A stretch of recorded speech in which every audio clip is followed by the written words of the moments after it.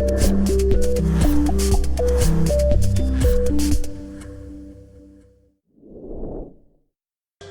another one at WeLive TV, here with your host, Mike Live. I got a special guest here who's going to introduce himself to my viewers, and he's actually a musician also, and he's going to say a little bit something on what he's doing and how he looks to make better in what he's doing in the future. Would you like to introduce yourself, sir? What to do, first of all, man? How's it going? Hey, thanks for the invitation. My name is Bernard A.K.A. Herring. I come from the south side of Chicago, better known as A.K. Swift. I started out in the game, man, actually a long time ago with a lot of different projects. My first successful hit was Omen 3 with Magic Affair. It was actually called M.A. first, and then it went into Magic Affair at the time, man, when we made #1 on the charts. Then after that, man, we had 3 more singles, Give Me All Your Love, In the Middle of the Night, and Fire, right, that did very well. And then after winning the Echo Award in 1995, I went solo. And in 1997, I had my first solo single hit, Lied to Me, featuring Mike Marshall, the same guy that sang I Got 5 on it, Rumors and whatnot and stuff like that. His voice has been around, you know. And then it followed with a couple of more singles and stuff, In the Game, which is more than sure is playing in the background right now. It's on and Do You Want to Die. I took a long break, right, because I had to handle what matters most, and now I'm coming back. You got any special projects you working on right now? I have a couple, actually. The guy that sang In the Game, back then he was called Will Williams. He's called now Will G Soul. Okay. And we did a song together, me, him, and BG the Prince of Rap, right, called Why Can't We? And it's actually top 10 on the internet charts for Beatport. And after that, I did some also lately with a project called Joyce, which is a dance floor song, you know, bringing it back to the other side of my roots. And that other side of my roots, right, is called Let the Music Take Control. And it's actually also top 10 on the charts on the internet, which I'm actually surprised to put both of it and stuff like that because I've been away for a while. You know what I'm saying? But yeah, it's moving, man. Oh, awesome stuff. What got you into music? What was your inspiration? Who inspired you to even do music and continue doing it now, even after a long pause? Well, you know, at the beginning, right, it started out and stuff, right, because I'm one of those old school cats, you know, back in the days in the 70s, right, that, you know, my aunt used to own a pool hall, right, and a barbecue spot and stuff like that, right? So, you know, I got to know the DJs there because my parents knew the DJs and everything like that. So, you know, it was always the interest of the music that was playing. And so, you know, I started having a habit, right, at home, and this was when I was 9 years old, then later.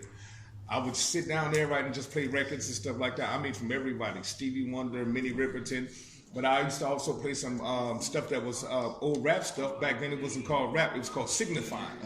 Yeah, Blowfly and everything like that and stuff, and I was listening to it, even though it was kind of dirty, right, I was still listening to it. You know what I'm saying? So that influenced me to go into the next levels of music. So I started writing a little bit, right? And it's by 11 years old, when I was living in Colorado, I started playing the violin, viola, cello, and bass. I also have a 12-year classical background. I can still play too. I'm not perfect, right? But you know, with a little practice, you know how that goes run though. Of course, you know what I mean? Of course. Yeah. That's good times. That's good times. Thank you. Okay. So when you look at the state of music now, what would you say from the state side to the German side? Seeing that you are a musician also, right? And comparing it stateside and also comparing it in Germany, because this is where you're doing your music also now. Well, I think it's like this, right? Everybody's man providing a balance, right? It's one thing when it comes to text, because a lot of people are messing up in text, man. It doesn't matter where you're at. But the music content and stuff like that's actually represented. You see what I'm saying? Now we just have to have some of these young cats out there, right, that, you know, bring their stuff up a little bit and stuff, right, to bring that balance back. You know, like old school cats, man, from some hip hop, like for example, Eric Bean Rakim. He's text pure, you know what I'm saying? Yes, facts. Straight up, you know what I'm saying? He's text pure. Then you have somebody that cross borderlines and stuff where they mixed in with music, singing, and rapping at the same time, like UTFO. Right, a lot of people forget about that. That's if they even knew about it. You know what I'm saying? And it was produced by Full Force back then. So, you know, you had some of the areas, man, you know, bringing influence to each other. Now it's like an unnecessary fight, which don't make any sense, you know? But something tells me, right, it's going to get back in it, right? Because, you know, the true text people are coming back and they're letting it know what's up, you know? You know, that's the same way I feel. I feel it's a balance that's needed. But it's not just the balance of bringing the music back, because it will never be as good as gold like the way it was before. I know that's right. But me personally, I just feel there should be a little more respect to the game and respect to the effort you put in and how you play your music. You got people doing drugs and music, which it works for some people. You got some people that put out one hit and that's that. They get tired to stop. Like, there's not that effort to keep that longevity for some people, as long as how you had kept your longevity. Right. Okay. Well, check it out, man. With this one, but somebody actually posted on Facebook, which actually made me laugh. I woke up looking at this post, and he said, back in the old school, right, those people that was rapping was the drug dealers, right? And they said nowadays, the people that are rapping are the drug users, and they're slipping in that aspect. You see what I'm saying? There's very few young people and stuff, right, that's nowadays giving text like text is supposed to be delivered well. I mean, it's one thing, they can also deliver well and still sound like garbage. You know what I'm saying? I mean, I'm proud enough, man, to bring one child on this planet. My son, Sharif Blacksoul, was no joke. You know what I'm saying, right? He come to me all the time, Pops. I'm like, you got it, man. You ain't gotta ask me nothing. You're good. You know what I mean?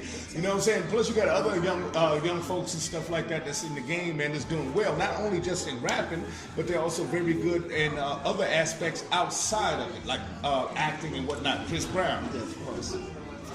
I gotta give that young cat some credit, man. He crossed over. He's good, and I liked him in the movie Takers, man. He killed it.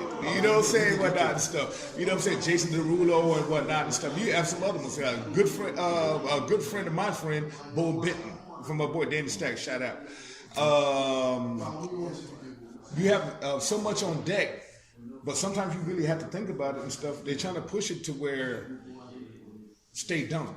Yeah. You know what I'm saying? Right now, man, we have a fight, man. It's just like it's been said also, too, with Public Enemy, right? It's a revolution in the music game. Yes. But this time it'll be televised. Yeah, it will be televised. That's the thing. You know what I'm saying? It's not the 60s no more.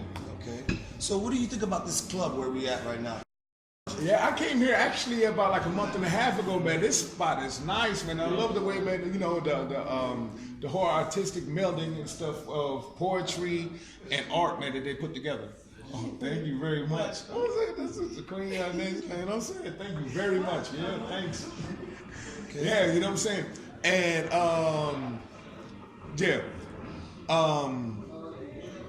I look at it right now. A couple of times I actually walked past here on the way to go train. And I was like, yeah, I can't wait to get up in here, man, to do something and stuff, right? Cause outside of coming in here and actually meeting the owner and friends and everything like that, right? And I've seen how this is done. I'm like, oh, I can't wait, man, to grab the microphone up in this piece, Yeah, man. definitely. Now, one of my last two questions. Yeah. AK, if you turn back here and you was to look at something on the wall, and I gave you 3 seconds to look at something that touches you, can you find something? Yeah, Which one? that one. One of the biggest mistakes we make, that was kind of out. It's assuming that We are people. people think the way we think. Yeah. Interesting. So where can we find your music? Where can we find your links? You can actually find it everywhere. I mean, from everywhere, from Facebook to SoundCloud, Spotify, everything. I'm everywhere. You know what I'm saying? Definitely on YouTube and stuff like that. Hey, if you Google me, man, take a day off, man. You know what I mean? Yeah, because I keep putting stuff on there. You know what I mean? All right, thank you. Nice to meet you, AK. Nice to meet you too, my man. Great interview. You know, sometimes you gotta take knowledge of people that have structure in what they did in life, only to know what you're gonna be good in and have longevity in it too. Well, it's another one, WeLive TV, at Chubbs Media, signing out, Mike Live. AK Swift, get on Ninja Chubb. What it do? We live, love you, man. We out like 3 strikes. Deuces. Deuces.